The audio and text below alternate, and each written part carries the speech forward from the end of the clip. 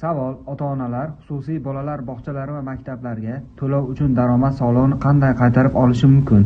Soliq kodeksining 378-moddasiga asosan nodavlat maktabgacha hamda maktab ta'lim tashkilotiga ota-ona yoki farzandlikka oluvchilar tomonidan har bir farzandi uchun oyiga 3 million so'mgacha yo'naltirilgan daromadlari soliq solishdan ozod qilinadi. Imtiyoz qanday qo'llaniladi?